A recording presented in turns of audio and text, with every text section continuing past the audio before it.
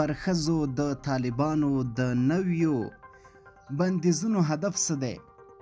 په سلامونه مو هرکلی کوم، هیله ده چې روغ جوړ به یې. ویډیو راسره تر پایه وګورئ، زموږ چینل سبسکرایب کړئ. پر ښځو د طالبانو د نویو محدودیتونو هدف څه دی؟ د افغانستان لپاره د اروپایي ټولنې استازي ویلي د افغان میرمنو د وضعیت په اړه د بحث لپاره یو د ورځنۍ غونډه جوړه کړې ده.